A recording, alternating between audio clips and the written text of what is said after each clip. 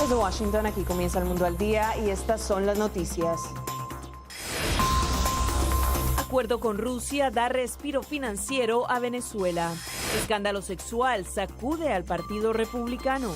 La peruana que hizo historia en las elecciones estatales de Virginia. El ejército toma control de Zimbabue y custodia a su mandatario. ¿Y por qué el futuro del comercio minorista depende de la tecnología? Desde los estudios de La Voz de América en Washington, este es El Mundo al Día. Con el acuerdo firmado entre Rusia y Venezuela para refinanciar la deuda de Caracas, el gobierno venezolano logró obtener una flexibilización en los términos del pago. No obstante, especialistas opinan que Rusia está aprovechando la oportunidad para posicionarse cada día más en Occidente.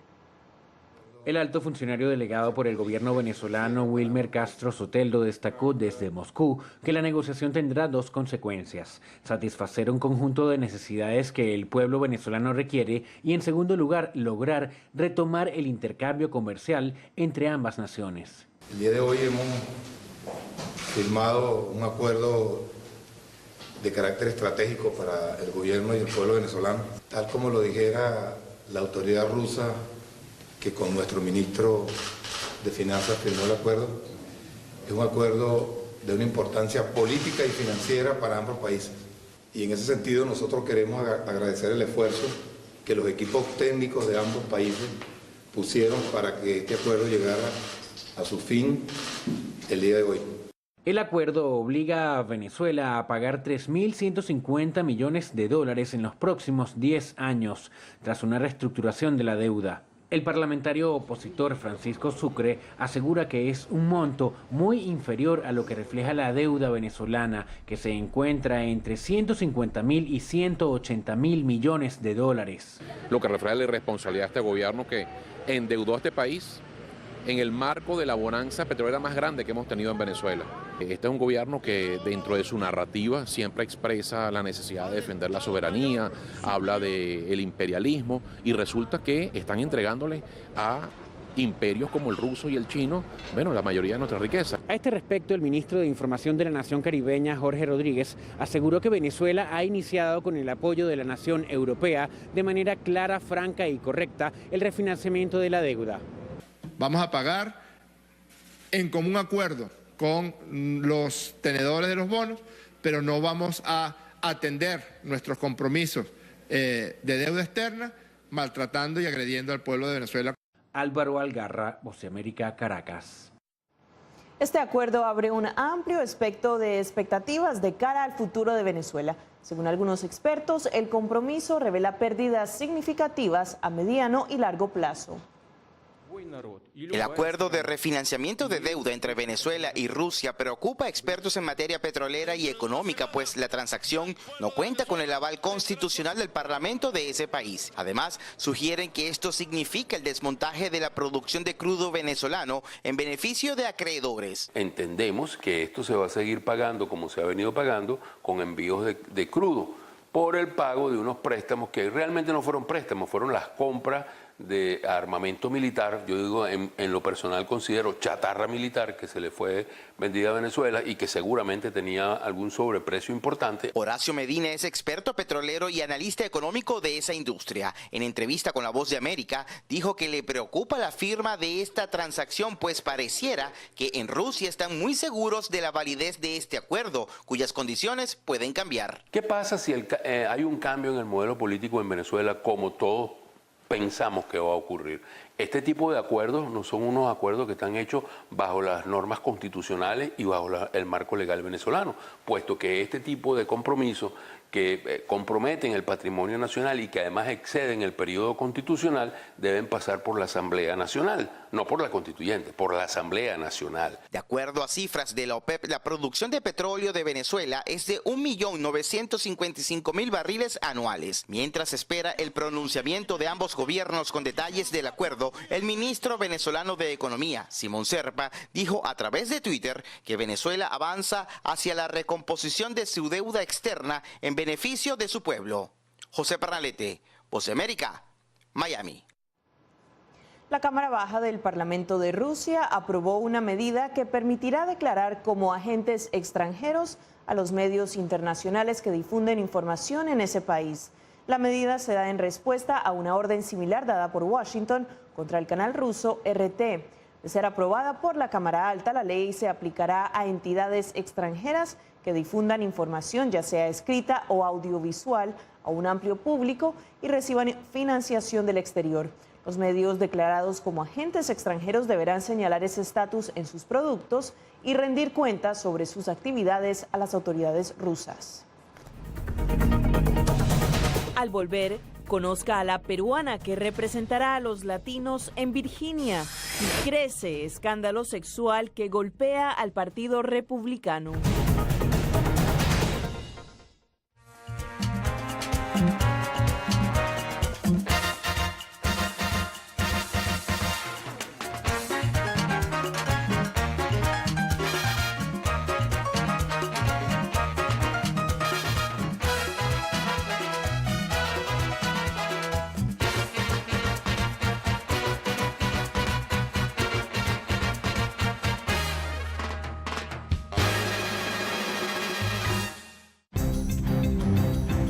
Somos la voz de América.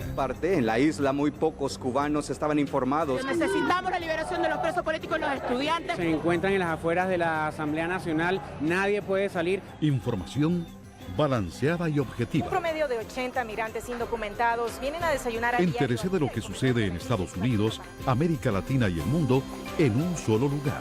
boanoticias.com.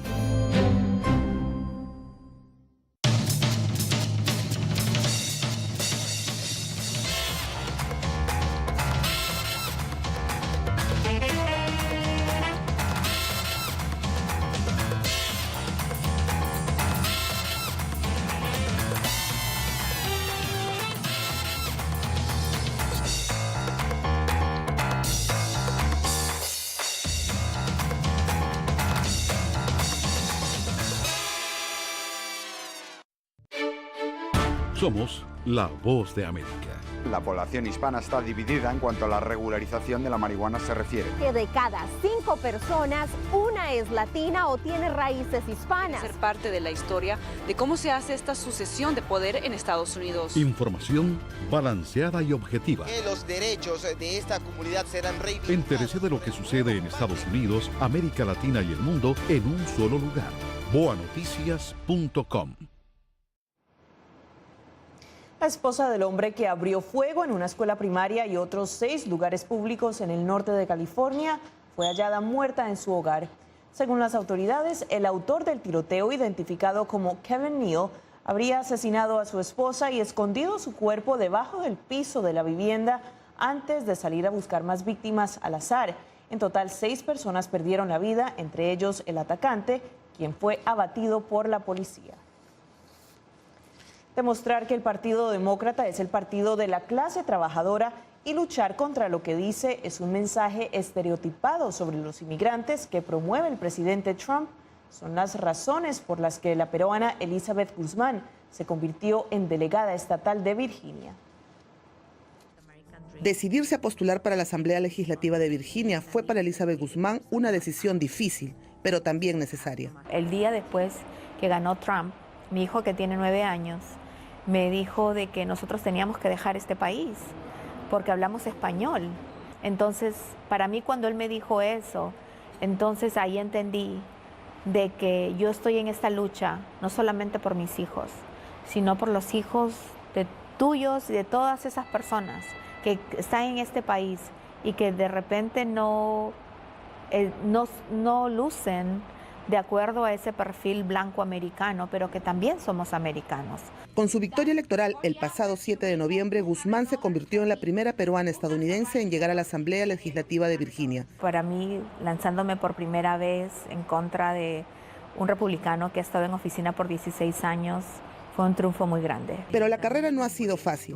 Guzmán está segura de que la clave de su éxito es llevar a los votantes estadounidenses blancos su mensaje como madre, trabajadora e inmigrante. Pero haber marcado historia al ser la primera peruano-americana elegida en la Asamblea de Virginia. Los inmigrantes venimos a un país buscando oportunidades y muchas veces trabajamos haciendo trabajos que nadie quiere hacer, nos pagan menos, nos explotan, pero nosotros venimos en busca de oportunidades y una vez que alcanzamos esas oportunidades podemos salir adelante y que somos personas de bien. Así como creyó en ella su familia, de la cual recibió un apoyo incondicional para alcanzar el éxito. Todos estaban de acuerdo en que yo pueda realizar este gran paso.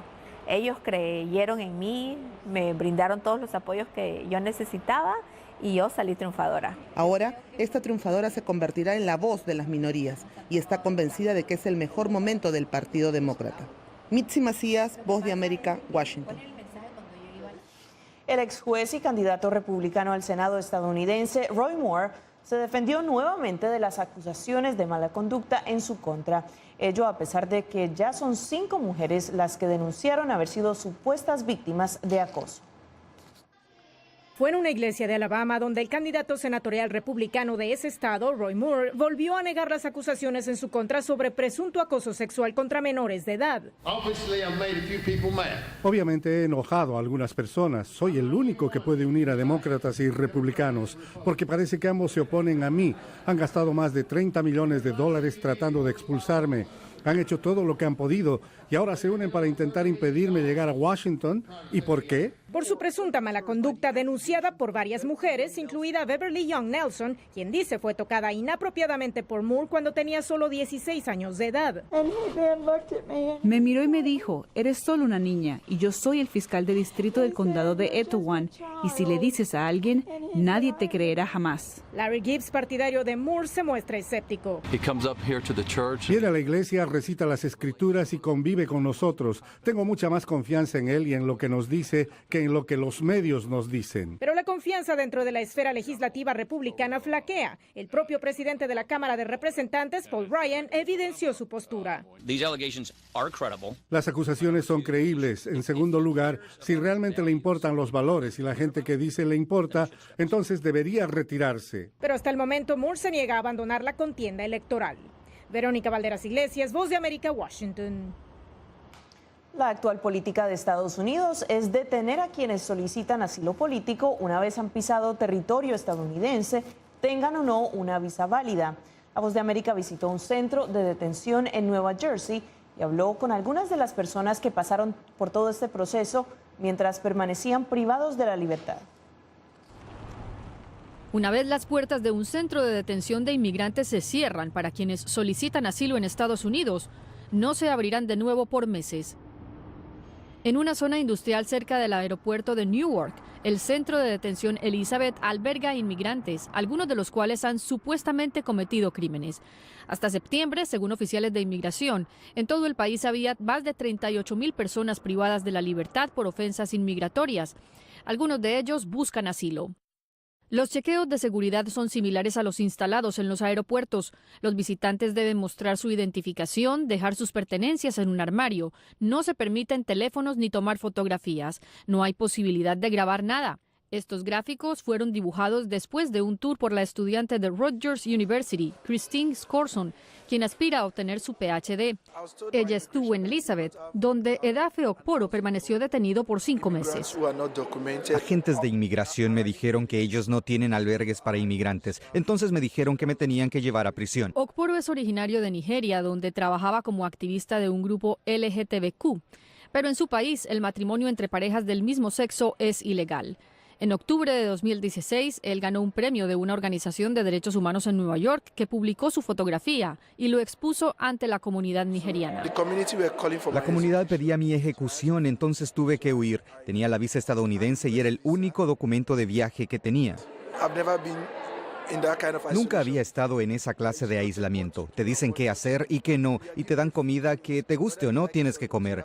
Siempre me quedaba en mi cuarto bajo un constante estado de ansiedad por la incertidumbre sobre lo que sería de mi caso. Si perdía, tendría que regresar a mi país. Si ganaba, esperaba ser liberado. Me sentía deprimido, pensando en mi familia. No tenía comunicación con ellos porque no aceptan mi orientación sexual. La solicitud de Okporo fue aprobada y ha iniciado una nueva vida en Estados Unidos. Produje un libro de cocina que presenta a 40 refugiados de diferentes países alrededor del mundo. Okporo tiene ahora 3 trabajos, oportunidades que miles como él esperan, bajo detención. Lina Correa, Voz de América. 7 semanas después del paso del huracán María, más de la mitad de los residentes de Puerto Rico siguen sin servicio eléctrico. La continua falta de suministros de primera necesidad está alentando la emigración de la isla hacia el sur de Florida. Después de casi 2 meses desde que el huracán María azotó Puerto Rico, la vida para muchas personas de la isla sigue siendo así. Barrios enteros están bajo el agua y más de la mitad de la isla sigue sin energía. Todo, desde la gasolina hasta el agua potable, escasea. La situación ha impulsado a cientos de miles de puertorriqueños que son ciudadanos estadounidenses y pueden viajar libremente a mudarse al continente, principalmente a Florida. Debido al paso del huracán perdimos el hogar y los nenes ahora mismo están sin educación y eso, pues decidimos ir allá. La familia Vega tiene suerte porque tiene el dinero y el apoyo que les permite trasladarse en avión.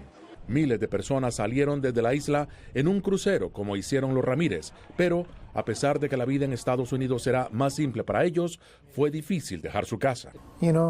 Sabe, las cosas pasan. Naciste, creciste y diste valores a tu casa. Tu mente está donde vives, pero no puedes, no sabes qué hacer. A pesar de las dificultades, los que se quedaron están unidos tras el no cedo al desplazamiento.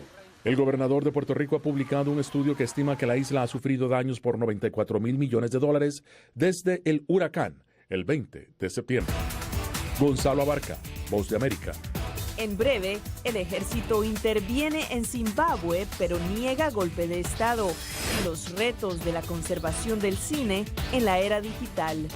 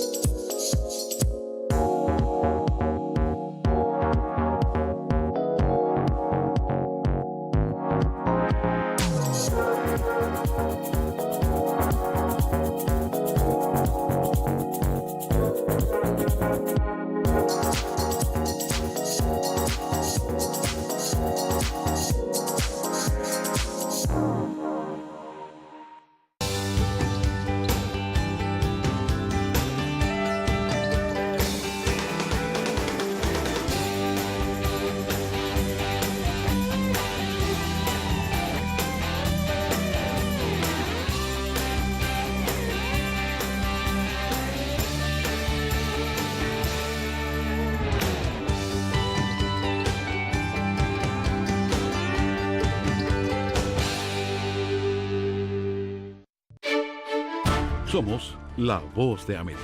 La población hispana está dividida en cuanto a la regularización de la marihuana se refiere. Que de cada 5 personas, una es latina o tiene raíces hispanas. Ser parte de la historia de cómo se hace esta sucesión de poder en Estados Unidos. Información balanceada y objetiva. Que los derechos de esta comunidad serán reivindicados. Entérese de lo que sucede en Estados Unidos, América Latina y el mundo en un solo lugar. boanoticias.com. Las fuerzas militares de Zimbabue declararon que tienen en custodia al presidente Robert Mugabe, quien ha liderado el país africano por más de 3 décadas. A pesar de que los militares negaron la toma de poder frente a las cámaras de la televisión estatal ZVC, al mismo tiempo afirmaron que la seguridad de Mugabe y su familia está garantizada.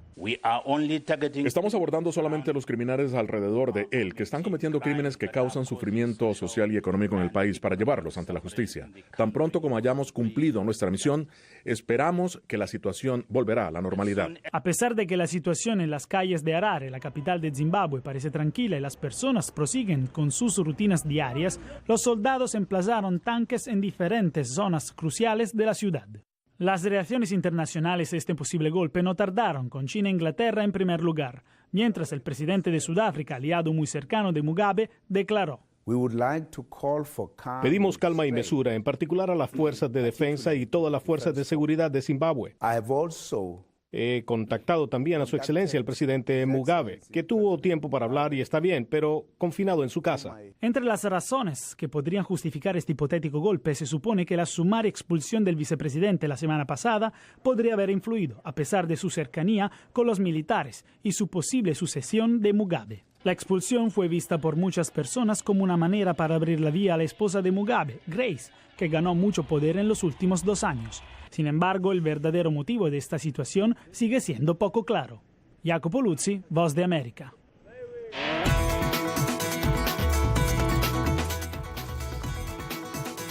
En boanoticias.com encontrará los sucesos más impactantes que ocurren en el mundo. Únase a nuestra red de información digital de La Voz de América.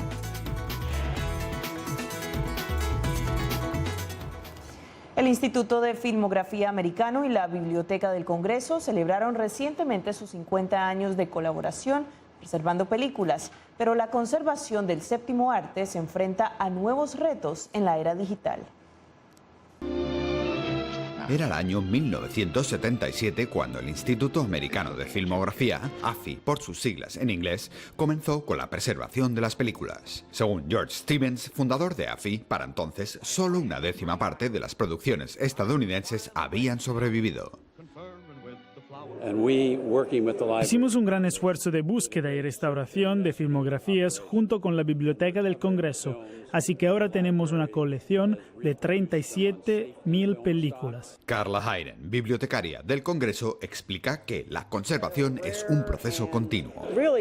Películas antiguas y filmes inusuales que están en malas condiciones físicas son preservados en nuestro campus especializado de Virginia. Desde allí, el gerente del depósito de películas de nitrato, George Wilderman, explica los retos para salvar este tipo de film de la destrucción.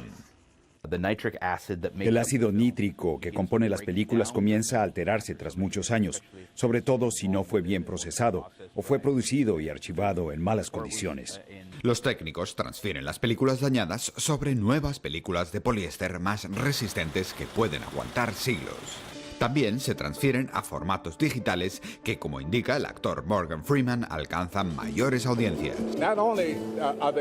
No solo sirven como archivo, también mantienen su circulación por televisión. La única diferencia entre ahora y antes es que ahora no tienes por qué ir al cine para ver una película. Pero Wellman advierte de los peligros de esta técnica. ¿Cómo salvar el formato digital? Existen pocas variantes. Lo puedes archivar de forma magnética u óptica o en una tarjeta, pero no son formatos permanentes. Si algo los distorsiona, desaparecen. El poder de las películas es infinito, ya sea en su formato original o restaurado, por lo que su preservación es fundamental. Artur Martínez, Voz de América.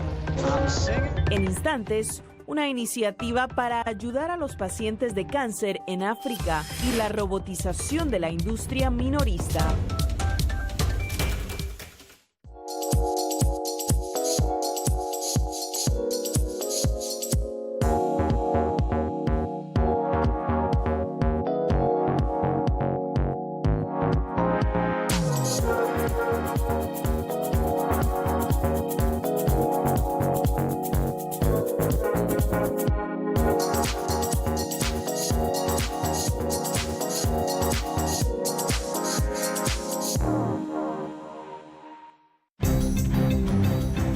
Somos la Voz de América. Parte en la isla, muy pocos cubanos estaban informados. Necesitamos la liberación de los presos políticos y los estudiantes. Se encuentran en las afueras de la Asamblea Nacional, nadie puede salir. Información balanceada y objetiva. Un promedio de 80 migrantes indocumentados vienen a desayunar a Entérese de lo que sucede en Estados Unidos, América Latina y el mundo en un solo lugar.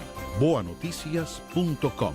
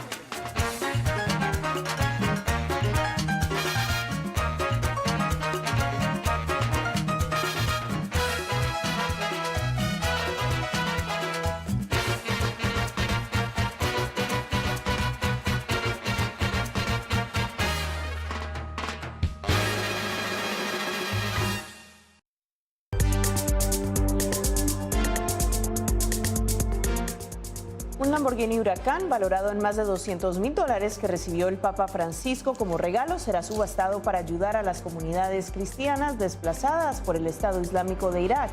Otra parte del dinero irá a la comunidad Papa Juan XXIII, que se ocupa de mujeres víctimas de la trata.